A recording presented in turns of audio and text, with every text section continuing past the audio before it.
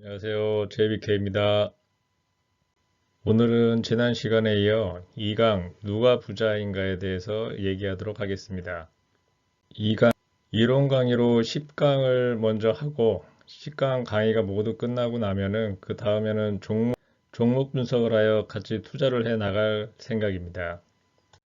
다음 동영상이 언제 올라갈지 모르니 알림 설정 해 놓으세요. 그러면 2강 누가 부자인가에 대해서 얘기하도록 하겠습니다. 여러분들은 부자가 누구라고 생각하시나요? 누구는 뭐 10억을 가지고 있으면 부자라고 생각할 수도 있고 100억 정도는 가져야지 부자라고 생각할 수도 있을 겁니다.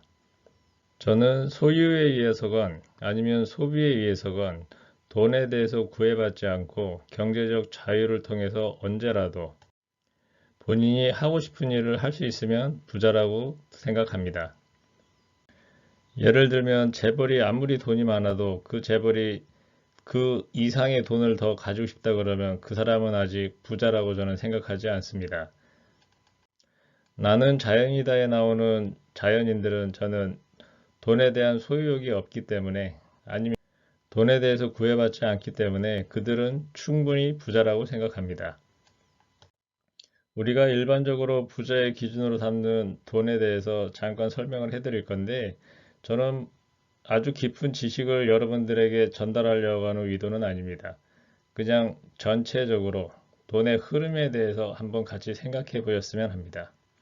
우리가 일상적으로 쓰고 있는 돈의 기능을 잠깐 살펴보면 물건을 교환할 수 있는 교환 매매 기능이 있고 상품의 가치를 가격으로 나타낼 수도 있고 부의 가치를 저장하는 기능을 가지고 있습니다.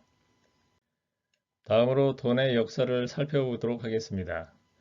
돈의 역사는 인류의 경제의 역사와 같이 움직이기 때문에 그동안 인류가 생겨나면서부터 지금까지 과연 어떠한 중요한 혁명들이 있었는지 일단 간단하게 설명을 드리겠습니다.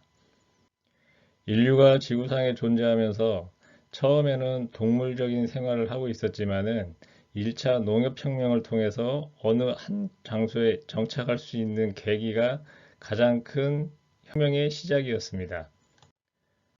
농업혁명을 통해서 인간은 그동안에는 알지 못했던 잉여 생산물에 대해서 알게 되었고, 그 잉여 생산물을 갖다가 서로 같이 교환하면서 경제의 시작은 되었다고 생각합니다.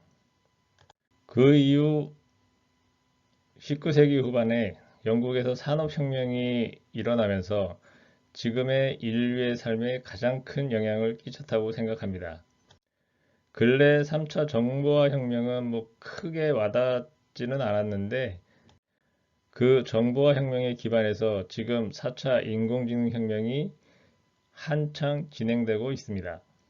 인류의 경제활동에 있어서 그것을 뒷받침하던 돈으로 사용되었던 물건을 잠깐 살펴보면은 1차 농업혁명으로 인해서 생긴 잉여 생산물을 서로 물물교환하면서 돈의 기능은 시작되었다고 생각이 됩니다. 그 이후에 농산물을 직접 운반하고 교환하기에는 너무 어려움이 많아서 돈으로 사용되었던 물건들을 보면은 조개와 돌 같은 자연에서 취할 수 있는 것들을 사용하기 시작했는데요. 문제는 돈의 기능으로 봤을 때 조개와 돌은 훼손의 위험성이 크기 때문에 지금의 가치를 계속 유지할 수는 없었습니다. 이후 자연에서 보다 더 가치를 잘 보존할 수 있는 금과 은이나 아니면 다른 자연 광석 같은 것을 돈으로 대체하기 시작했습니다. 문제는 자원은 보존하기는 좋지만 무게가 너무 많이 나가고 또 부피가 크기 때문에 운반하는 데 많은 어려움이 있었습니다.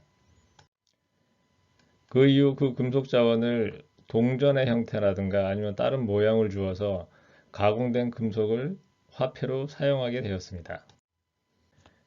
그래서 무게도 적게 나가고 운반하기도 편리한 지폐가 사용되기 시작했습니다. 지폐는 가벼워졌다는 큰 이점이 있었지만은 어느 정도 일정량 이상의 돈을 가지고 다니기에는 부피를 줄일 수는 없었습니다. 그래서 지금은 신용카드가 널리 퍼지게 되었죠. 역사 속에서 돈으로 사용되었던 물건들을 자세히 보면 원래부터 그 물건의 가치가 얼마인지는 알 수 없었다는 것입니다. 사람들끼리 이것은 이만한 가치가 있다라는 서로 간의 약속 바탕 위에 그 돈의 기능이 유지될 수 있었습니다. 앞으로 4차 혁명이 진행되면서 과연 어떠한 화폐가 일상적으로 사용을 할 수 있을까요? 지금은 비트코인이 투기냐 투자냐 서로 말이 많지만 꼭 비트코인이 아니라고 해도 4차 혁명이 완성이 될 쯤에는 지금의 지폐의 의미는 크게 없어질 거라고 생각을 합니다. 그 자리를 암호화폐가 됐든 어떠한 다른 형태로든 돈의 기능은 바뀔 거라는 거죠. 지금의 지폐와 예전 금과 은의 비교를 해보면 지폐는 누군가에 의해서 계속 생산된다라는 게 가장 큰 단점입니다. 어느 나라의 정부나 중앙은행이든지 간에 본인들이 원하면 돈을 계속 찍어낼 수 있다라는 큰 함정이 있죠. 돈의 가치 저장을 위해서는 누군가가 쉽게 계속적으로 생산해내서는 돈의 가치를 유지할 수가 없습니다. 앞으로 암호화폐 시장이 어떻게 되는지 한번 체크해 봅시다. 앞으로의 세계가 어떤 돈이 쓰일지는 차후에 생각해 보도록 하고 지금 현실의 돈의 흐름을 보도록 하겠습니다. 각 나라의 화폐 중에 지금 가장 가치가 있는 돈은 어떤 돈일까요? 중국의 위안화, 유럽의 유로화, 미국의 달러, 일본의 엔화, 한국의 원화. 여러분들이 가질 수 있다면 어떤 돈을 가지겠습니까? 저는 당연히 기축통화로 쓰이고 있는 달러를 가지고 가겠습니다. 요즘 경제학자들은 미국이 소비만 너무 크게 하는 것 아니냐 하며 달러의 위기를 얘기합니다. 물론 달러를 미국 정부와 FED가 마음대로 계속 늘려나간다면 큰 위기가 올 수도 있습니다.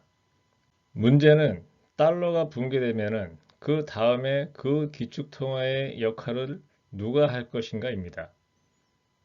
유럽이 할 수 있을까요? 뭐 일정 부분은 담당을 할 수 있지만 유럽은 기축통화를 유지할 수 있는 경제력은 너무 약합니다.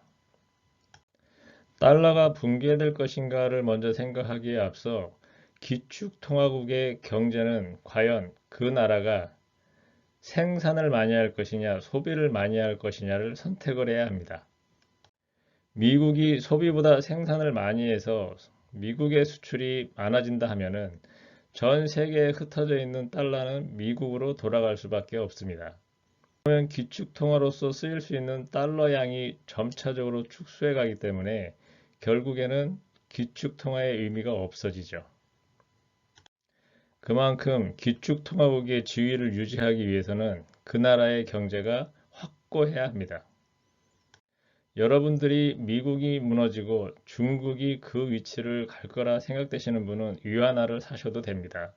하지만 저는 결코 중국을 비방하진 않지만 중국은 기축통화국이 되어서도 절대 안 됩니다.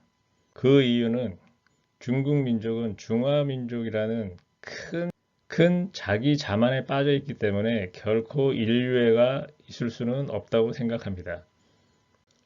저는 실제로 미국이 무너져 달러가 지금의 기축통화의 지위를 내놓는다 하면은 그 다음에는 암호화폐가 그 자리를 대체할 수 있을 거라 생각하는 사람입니다. 뭐 뜬구름 같은 소리 아니냐 생각하실 수도 있지만 앞으로 비트코인이 어떻게 바뀌어 나갈지 좀 지켜보시기 바랍니다. 여러분들은 돈에 대해서 어떻게 생각하시나요? 동양 사람들은 유교의 영향을 받아 돈을 멀리 하라고 많이 가르쳤습니다. 하지만 저는 거기에 동의하지 않습니다. 돈이 필요하면 돈을 만들면 되지 굳이 멀리 할 필요는 없다고 생각합니다.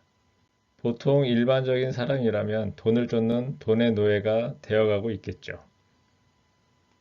우리 모두 돈을 지배하는 부자가 됩시다. 우리가 돈을 벌 수 있는 방법은 여러 가지가 있지만 부자가 되는 방법 중에 어떤 거를 고를지 우리 모두 생각해 보셨으면 합니다. 진정한 부자가 되기 위해서는 시스템을 운영할 수 있는 사업을 하는 사람이 저는 가장 부자가 될 수 있는 확률이 높다고 생각합니다.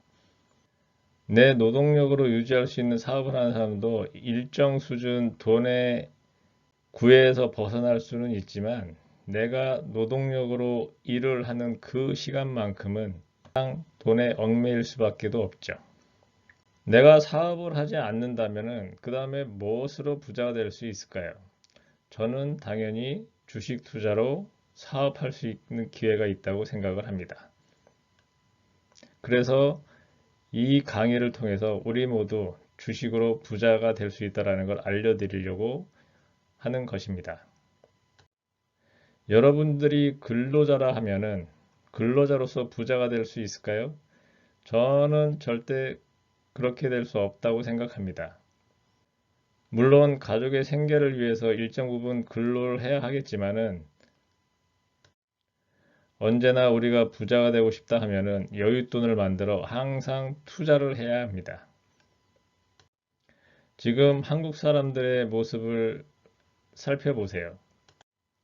일은 하지 않고 국가의 수당이나 바라고 있지 않은지, 과연 국가에 기대어 사는 삶이 부자로 살 수 있을까요?